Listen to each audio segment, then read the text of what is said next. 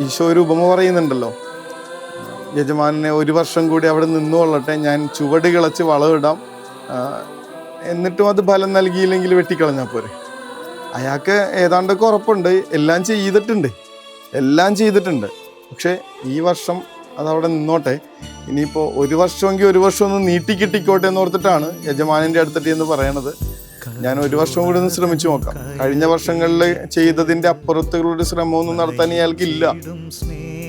ചെറിയ കാലം മുതൽ തന്നെ അത്രയും സ്നേഹം കൊടുത്ത്, അങ്ങേയറ്റത്തെ സ്നേഹം കൊടുത്ത് വളർത്തിക്കൊണ്ടുവരുന്ന ചിലരൊക്കെ ഇങ്ങനെ കൈവിട്ടു പോകുന്നത് കണ്ട് നിസ്സഹായതയോടുകൂടെ മനസ്സുമടുത്ത് ജീവിക്കുന്നവരുടെ മുന്നിലേക്കാണ് വിശുദ്ധ മോനിക്ക നിങ്ങളുടെ ജീവിതകാലത്ത് തന്നെ ഇവരുടെയൊക്കെ മാനസാന്തരത്തിൻ്റെ ജീവിതം നിങ്ങൾക്ക് കാണാൻ പറ്റുമെന്നുള്ള സുവിശേഷവുമായി നമുക്ക് മുന്നിലേക്ക് വരുന്നത്. വലിയ പ്രത്യാശ നൽകുന്ന ഒരു വിശുദ്ധ. കണ്ണീരുമായിട്ടാണ് ഈ വിശുദ്ധയെ നമ്മൾ കാണുന്നതെങ്കിലും ഈ കണ്ണീര് നമ്മുടെ മുൻപിലെ പ്രത്യാശയാണ്, നമ്മുടെ മുൻപിലെ സാധ്യതയാണ്. മോനിക്കത് കണ്ണീരായിരുന്നെങ്കിൽ ചില മനുഷ്യർ കാർക്കശ്യം കൊണ്ടാണ് മനുഷ്യരെ നേടിയെടുക്കുന്നത്. മറ്റു ചിലരാവട്ടെ സ്നേഹത്തിൻ്റെ ഒരിക്കലും തള്ളിക്കളയാനാവാത്ത വശ്യത കൊണ്ട് ആളുകളെ ഇങ്ങനെ നന്മയിലേക്കും സ്നേഹത്തിലേക്കൊക്കെ തിരിച്ചെടുക്കുന്നത് കാണുന്നുണ്ട്.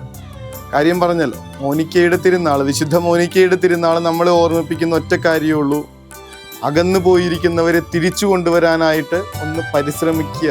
അതിനൊരിക്കലും ഒരു മടിയും കാണിക്കാതിരിക്കുക. അതിനു വേണ്ടിയിട്ടുള്ള ശ്രമങ്ങളിൽ നിരന്തരം ഏർപ്പെട്ടുകൊണ്ടിരിക്കുക.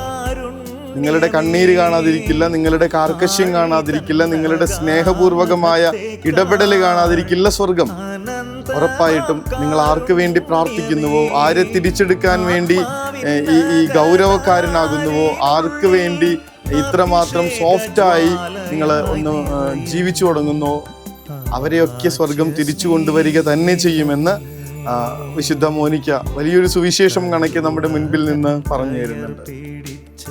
ഇന്ന് നമ്മൾ നമ്മുടെ വീട്ടിലുള്ളവരെയൊക്കെ ഒന്ന് സമർപ്പിക്കുക. ഈ സമയം നിറയേണ്ടത് നമ്മുടെ കണ്ണുകളാണ്.